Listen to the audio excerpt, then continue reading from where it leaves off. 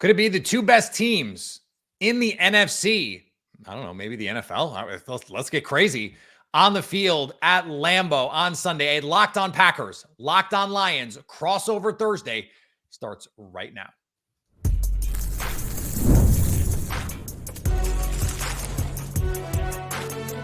You are Locked On NFL Crossover, part of the Locked On Podcast Network. Your team every day. Welcome inside another Locked On Packers, Locked On Lions crossover Thursday. So glad we get to do these twice a year with my pal Matt Dery from Locked On Lions. I am Peter Bukowski of Locked On Packers. And Matt, it's funny because I asked this same question a couple weeks ago with Luke Braun, and I thought, okay, could this be the two best teams in the NFC? Since then, the Lions have said, not so fast, my friend, and suddenly look like not just the best team in the NFC, but the best team in the NFL. Look at you being nice to the Lions. What happened to Pete? Is this because it's Halloween? It's early. It's the first minute, Matt. We got 28 more of these to go. It's good to see you, buddy. I'm hopped up on Reese's Pieces. Let's go. I mean, where's the Dan Campbell bashing? Where's the we're gonna beat you stuff? Here's the problem. I was just saying this to Rachel Hotmayer at CBS Detroit. Oh, we love Rachel. That like it is so annoying how likable this Lions team is. It's Really? so annoying. It's so annoying. Well, now the Lions fans, they've gotten a little chesty, so they're making up for it. They're making up for lost time here, which we appreciate. Well, but like you were skeptical too. I know you were, and I was too. And I feel like I got in on Dan Campbell before you did. You were even more skeptical up until last year, it seemed like. But he has to have won you over at this point. Oh, of course. Oh, no, he's phenomenal. And look, we have two great coaches, I think, going at it this weekend. Yeah. I think in this division, and I joked about this with Colton Pouncey from The Athletic the other day on my show, that the division has some great coaches and one really bad one. So it's pretty obvious. Even ask our friend Lauren Cox. I don't think he's on the Matt Eberflus bandwagon, but let's be honest. So Pete, you bring up a great point right out of the chute here. Yes, I think the Lions, you can make the argument right now with the way they've been playing that they might be the best team in football. And that's even without Aidan Hutchinson and really without an edge rusher that you can rely on now. I mean, all the injuries in that room, in that edge room with all the guys out, Josh Pascal, hopefully back this week. But other than that, it's a cavalcade of practice squatters that are really in that spot, but they find a way. They're so well coached. They're balanced offensively. The offense is clicking, and they're blowing people out. I mean, a plus 100 point differential. That's pretty impressive. It is, and it's the island of misfit pass rushers over there in Detroit. I mean, without Aidan Hutchinson, it's just who can we find? And they're doing it. They're making it work. And look, you and I have joked over the years about future head coach Aaron Glenn. That's right. But it does seem like if they're going to get to where they want to go this year, that's kind of what he has to be, right? He has to be the guy who can scheme everything up, who can create those blitz opportunities. And then this secondary, I mean, a young secondary, Terran Arnold looks like he's taking some strides. It looks like things are starting to come together. They play, the Packers share this, the Vikings share this, the Bears share this. There are some defensive talent in this division where guys are everyone's poking at the ball. They get a ton of takeaways. It seems like that's a reflection of Aaron Glenn in a lot of ways.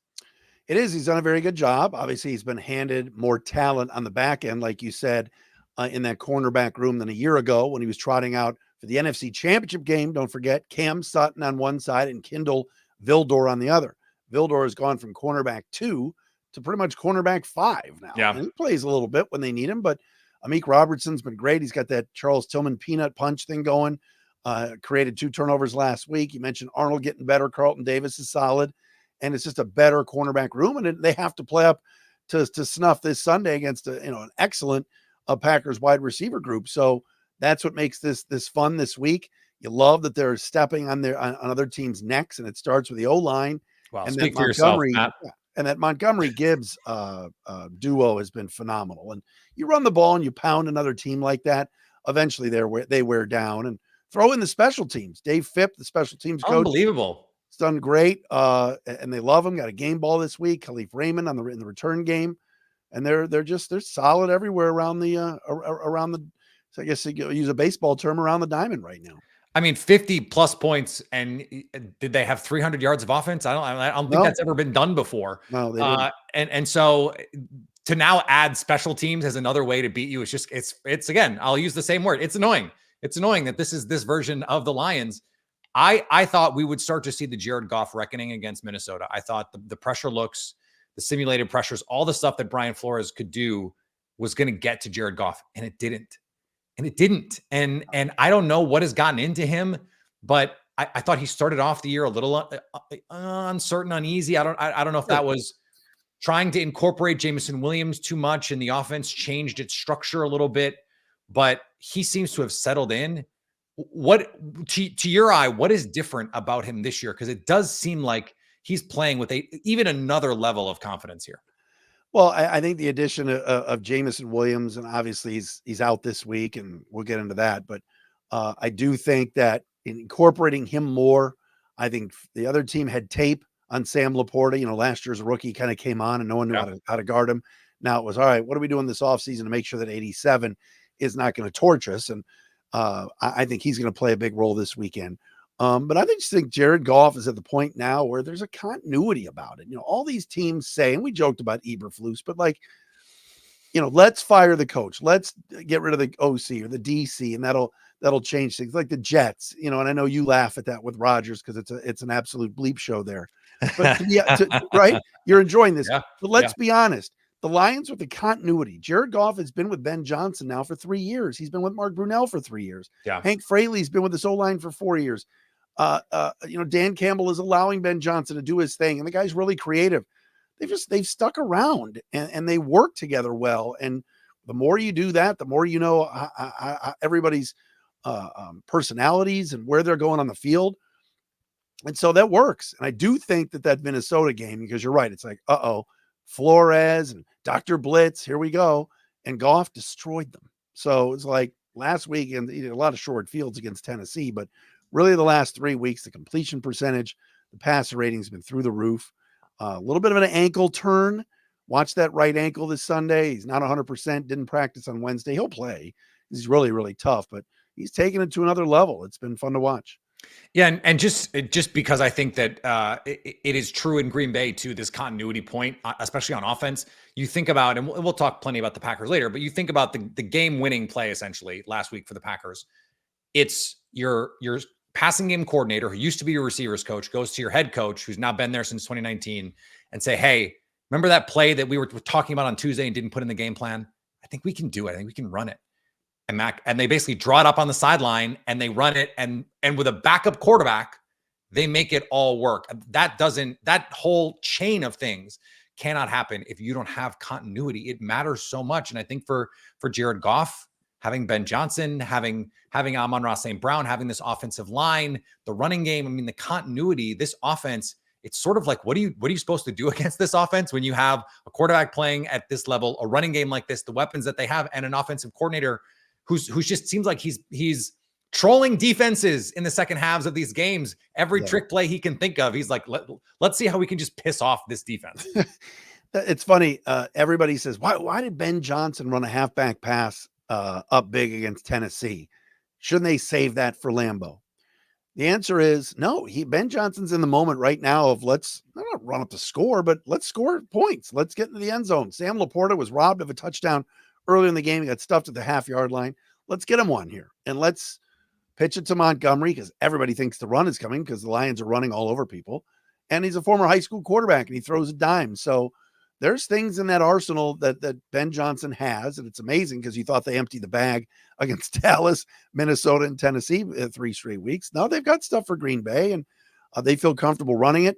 And the other thing, too, and you'll watch this, Pete, this week, the wide receivers block. They really do. Yeah, you cannot be out there, whether it's the new guy, Tim Patrick, or Khalif Raymond, who's little, Amon-Ra St. Brown, J-Mo, any of these guys, they block down the field.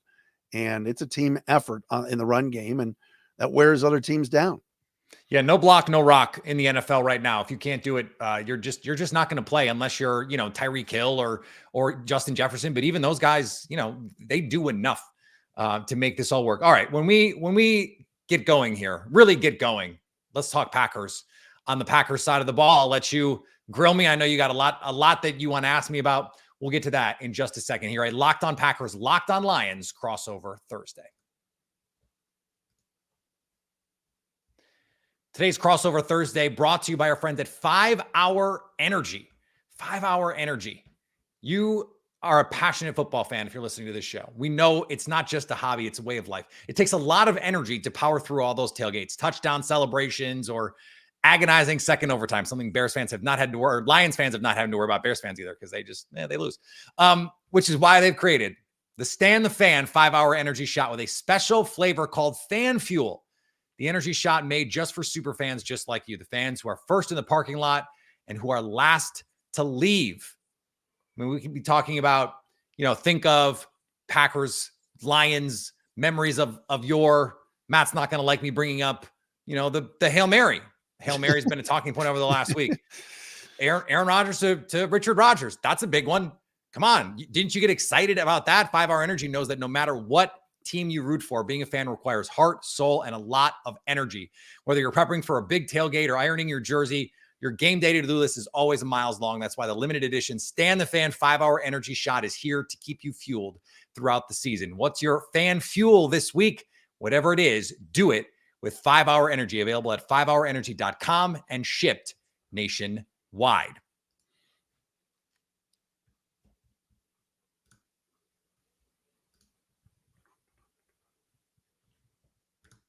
All right, Matt, let's bring you back in here. Locked On Packers, Locked On Lions, a crossover Thursday. And you're going to ask about Jordan Love and Evan Williams and Jerry Alexander, a lot of hurt guys. I don't have a lot of good answers for you on that, just so you know. But let's do it. What do you got? Let's do it. Well, I do want to ask about Love. I found it interesting the other day. He says, I want to play. Yeah. And it's like, well, can you play? And he's like, I think so. There should be no more question. I mean, the guy's good. The guy's real good. And the questions of, well, should he go? A game like this, you got to figure Petey's going to give it a go. But let's say the groin's not there. Bringing Malik Willis in he's been so improved and has been Packerized here with Matt LaFleur. So they got to feel pretty good about where they're at, even if Love can't give it a full go, right? Yeah, I think, Ian Rappaport said on Wednesday morning that he thinks there's a good chance that Jordan Love could play. Adam Schefter sort of intimated the same sort of thing. But you're right.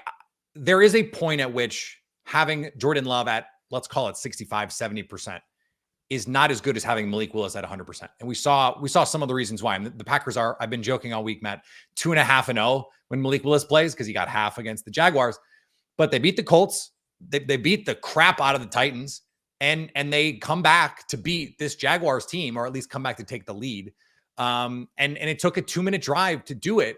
The Packers are going to feel fine about Malik Willis as their starting quarterback most weeks. Now, against a team as good as Detroit, it's going to be much tougher. But if Love can move the way that he did against Minnesota, just from a pure movement standpoint, that's probably good enough. I have to imagine he's going to at least try to play. But who knows? Maybe that means having some Malik Willis third down packages, or just having something in the game plan for they'll prepare for a package of plays if they need it. But they're ready to go with Malik Willis if they need to. Let me ask you this. Is this just a LaFleur magic touch? I mean, Malik Willis, well, and again, it's the Tennessee Titans, but still, I mean, they shout out to our Willis, guy Tyler Rowland with Locked On Titans. They handed Willis over to you guys for a 7th round pick. I mean, he looks good. He really does. And that's got to make Packer fans feel good, because Love really hasn't been healthy all year. Yeah, 74% completion percentage, a passer rating over 130, 3 touchdowns, no interceptions. I mean, he's been everything you could want a backup quarterback to be, and more, because he can make plays with his feet. And I mentioned that game-winning little receiver leak play that they ran on 2nd down on that final drive. That was set up by a similar boot action play where Malik Willis, no receivers open, he just takes off and picks up 15 or 20 yards because he's a 4-4 athlete. Like, having a quarterback like that as your backup is so valuable, because you can just come in and be a little bit of a chaos agent with your legs to create something when it's potentially not there.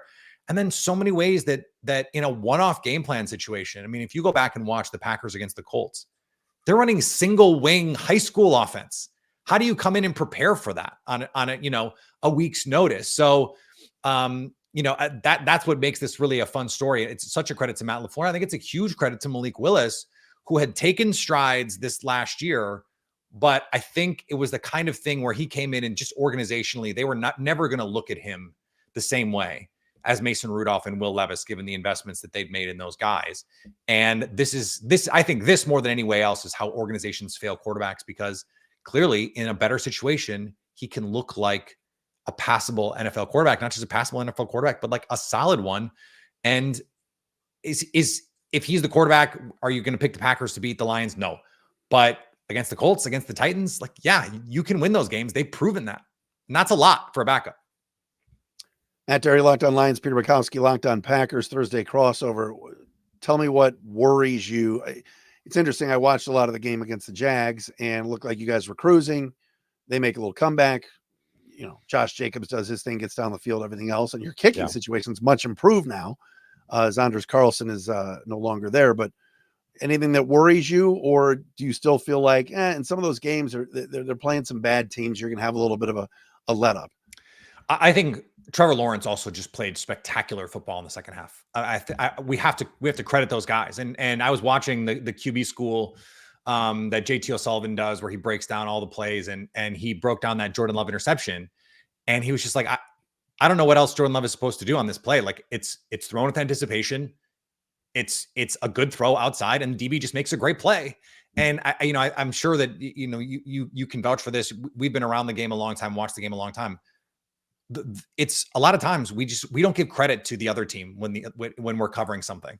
And I think that Trevor Lawrence deserves a ton of credit for the way that he played in the second half. Christian Kirk goes down. He's down his top two receivers, and he's making plays to Evan Ingrams and Brenton Strange, rookie tight ends, and all kinds of stuff. Sometimes you just have a quarterback get in those modes. Now, the problem is, and if to your question, my fear is that Jared Goff is going to have all the answers to the tests again, because he did against Brian Flores, and the Packers have adopted a similar sort of chaos, simulated pressure style of defense. And if Jared Goff just has all the answers again and can sit back there and okay, I know that this guy's really coming, and Amon-Ra St. Brown, it's going to be a 6-yard pass and it's going to turn into 16 yards. That's going to be really tough. Plus you add in David Montgomery, Jahmyr Gibbs, that running game, they can just stay so balanced. I will say, Matt, this is the best run defense the Packers have had in a long time. So I do think this is not going to be the kind of game where, like, what was it, I guess it was just last year, that week 4 game where they just ran all over Green Bay. Yeah. I don't see that happening again. I think there's going to be a lot of single high safeties and loaded boxes. And so we'll see what the Packers approach is. I'm actually really interested to see how Jeff Hafley approaches this, because he's been kind of tweaking here and there with this defensive structure. So I'm excited. I'm excited to see what the Packers do to attack this offense. So funny, Lion fans are like, well, we won there the last 2 years. We can win at Lambeau. I'm like, yeah, but Joe Barry's gone. It's a little, it is a little bit different. And it's going to look, I think for Lions fans, a little bit more familiar, where you're going to see more man coverage than you've seen in years past, more blitzes than you've seen in years past. It's going to look like a very different, and safeties making plays. We haven't seen safeties making plays in Green Bay in a very, very long time. And we might have the 2 best safety rooms in the NFL in this game. I mean, given the amount of takeaways, Brian Branch he's a star, Matt. It's remarkable what he's turned into. Now, unfortunately for Kirby Joseph, Aaron Rodgers doesn't live here anymore. Just loved picking off Aaron Rodgers. But Xavier McKinney, Evan Williams, Javon Bullard on the other side for Green Bay. They've got a really nice group. We'll see if Evan Williams can go. But there are some interesting mirror images here for us to pay attention to.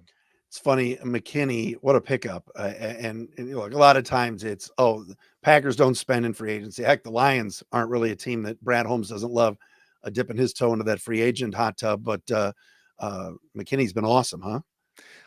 I can't say enough about him. I really can't. I mean, they brought in Jeff Hafley. They want to play this certain style of defense with a single high safety. And you can't do that if you don't have the guy. And they identified him early. I mean, Jeff basically said from day one, I started watching these guys and I went, I need a guy. This is the guy that I need. And he came in and he's got 6 interceptions already, 7 takeaways if you count the fumble recovery a week ago or 2 weeks ago. So, I mean, it is a philosophical change, but it is also a personnel change that the names that we're talking about that have changed the Packers the way that Xavier McKinney has changed the Packers, there's only two names free agency wise that come to mind over the last 30 years, and it's Reggie White and Charles Woodson. That's how big an impact he's having. I think he's already been more impactful than Julius Peppers was when the Packers signed him away from Chicago. And Julius Peppers is going to moonwalk into the Hall of Fame. So it's the kind of thing that it's hard to imagine going from where the Packers were at safety. Then you bring in Evan Williams, who I believe is the highest graded coverage safety player in the league right now from Pro Football Focus, and Javon Bullard and Xavier McKinney, and bring in those three guys and think of who they were playing last year. I can't remember a time the Packers have upgraded at one position like that in one offseason. It is a huge credit to Brian Gutekunst, and those guys are going to have to play great. I said on the radio yesterday, of the two guys, I think Evan Williams is actually more important in this game than Jair Alexander, because if you can't defend the middle of the field against Detroit, you are, it rhymes with trucked. All right, take us to break, my friend. Then we got to get some keys to this game. Should be fun. Last segment here. All right, we can do that. I'm going to disappoint, I think, some Packer fans with the prediction here, but I don't want to spoil it yet. I don't want to spoil it yet. We'll get to it. We'll get to it. That's coming up next on a Locked On Packers, Locked On Lions crossover Thursday. Today's episode brought to you by our friends at FanDuel, our longtime friends here on the Locked On Podcast Network. The Packers, 3.5-point home underdogs to the Detroit Lions. I don't know how many times in my life I've been able to say that, but I think it's probably a fair line. We don't know who's going to play. And right now, new customers can bet $5 and get $150 in bonus bets if you win. The FanDuel Sportsbook app gives you everything you need to place bets in the NFL, all in one place. So when you get a hunch in the middle of the game, you can check out the latest stats, view live play-by-play, and so much more on the same page where you place your bets. Just visit FanDuel.com to join today. I also think the over in this game. I would take the over in this game. Malik Willis or Jordan Love, I don't think it matters. I think this game is going over. There's going to be a lot of points. It's going to be fireworks. Get started if you want fireworks for $150 in bonus bets with your first $5 bet if you hit it. That's FanDuel.com. Never waste a hunch and make every moment more with FanDuel, an official sportsbook partner of the NFL. Today's episode also brought to you by a really cool new product, Bilt Rewards. Bilt Rewards is an opportunity for you to earn rewards in a way that you've probably never been able to before. Paying your rent. Every month, pay your rent and watch the Bilt points roll in. Use points to jet off on a dream vacation. Put your points towards a flight or a hotel stay with over 500 partner airlines and over 700,000, yes, 700,000 hotels and properties. You can also use your points to book fitness studio classes, redeem them toward a future rent payment. They're designed to meet your lifestyle. Pay rent hassle-free through the Bilt Rewards app. Your rent game just got a major upgrade. Bilt points have been consistently ranked the highest value point currency by the Points Guy and Bankrate. Earn points by paying rent right now when you go to joinbilt.com/lockedonnfl. That's join, joinbilt.com/lockedon. Make sure you use our URL so they know that we sent you. Join built.com/lockedonnfl to start earning points with your rent payments today. All right, we're back here. Locked On Packers, Locked On Lions, a crossover Thursday. Matt Dery, I mentioned the Lions 3.5 point. Can you think of a time 3.5 point favorites in Lambeau, and both teams were good? I can't. I don't know that that's happened in our lives. No, I can't either. And again, I know it's been the last 2 years, and certainly that was that Week 18 stunner and ending Aaron Rodgers' career. But Lions went into that game an underdog as well. I think every year I have found a reason since it happened. So 2021, not that long ago, but still, probably every month or two, I will bring up what Dan Campbell did in that week. Was it Week 18? There were 18 weeks in 2021? Yes, where he's throwing fake field goals and reverse passes, and they did everything in a game that did not matter to them, but was a cultural marker for them to say, this is what we're going to do.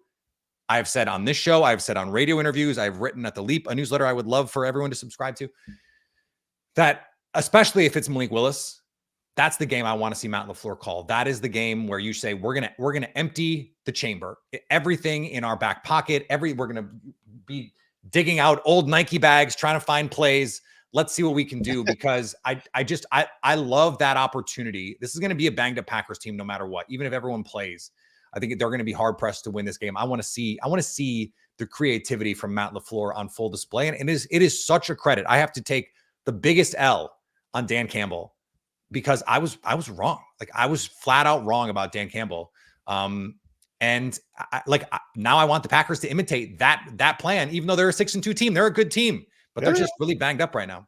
I agree with you. I do think these are the best two teams in the NFC, and you want to see both teams at full strength. I'm excited for the Thursday game in December when the Lions and when the Packers come to Ford Field. I mean, there's a lot of storylines here, and you look at the NFC and how wide open it is after what happened with the Commanders last week and everything else. Yeah, these are probably the two best teams in the NFC. Very well coached, very well drilled. Both defenses are better. I think what'll be a key for the Lions, I mentioned before, Sam Laporta, middle of the field. Not having Jameson Williams out there didn't matter last week against the AAA Titans. I think they are. Let's be honest. That poor guy, Callahan, has no. Where are we going? He's got no clue. He's not ready to be a head coach. But this week, without Jameson Williams, I think the Packers, maybe like you said, load the box a little bit, because they know that threat of number 9 running down the field is not there. But I do think that Laporta sneaking by and maybe Ben Johnson gets him in a one-on-one with a linebacker or two, could be the difference in this game. He has not had a breakout Sam Laporta 100-yard game yet. Yeah. He's had some good games, but he was kind of held in check the first few weeks, similar to how Kelsey was in Kansas City. This could be that game you find Laporta. And another one, too, is first outdoor game for the Lions this year. And the only one they're going to have until December, when they have to go to Chicago and San Francisco back-to-back. How will Jake Bates handle it? The young rookie kicker from the UFL has been really good. Dan Campbell likes to go for it anyway, but if he sends Bates out there, he's been great. And it's tough to kick in Minnesota, and he did. But again, first outdoor game, you wonder how that will go. And if there's a miss or two in there, if that could prove to be a costly for the Lions. How about on your side? Yeah, well, two things on that. The Packers are 26th in DVOA defending tight ends this year. They've had some problems with it. Part of that is because they've been playing a lot of cover 2 lately behind blitz looks. So they'll send those pressures and then they'll drop into cover 2. Well, the part of you want to attack in cover 2 is that seam. So you get tight ends down the middle. Trevor Lawrence had a couple gorgeous plays throwing to the tight end in those kinds of situations. The other part of this, Matt, is it's going to be in the 50s. It's going to be rainy as of the forecast right now, which can affect the kicking game. What was the first thing Dan Campbell said when asked about going to play at Lambeau? Have the right shoes. This is perpetually a problem for opponents. Viking fans they're still crying about 2022 when they were frauds and they went into Lambeau and got their doors blown off because they kept slipping. And they're like, well, we were slipping. Like, okay, right. Cool. Have the right cleats. But this is, I think, part of the Packers' path to victory is Jahmyr Gibbs puts the ball on the ground. You get Jared Goff and his tiny hands. Ball slips out of his hands in his his throwing motion, something like that. Like, create a little bit of variance in here. Create a little bit of fun. These are both two teams that are good at creating takeaways. I think the Packers have to create some takeaways for this team because they're just too potent offensively to think you're going to get them to punt 8 times. You're just probably not going to do that. So you've got to create some takeaways. For me, that's the key. And third downs. The third down stats, some of these stats, Matt, are crazy. The Packers passer rating on third downs, opponent passer rating, is 20 points better than the next best defense right now in the NFL. They're third in completion percentage. They would have the best third down defense in Green Bay by conversion rate since 2006.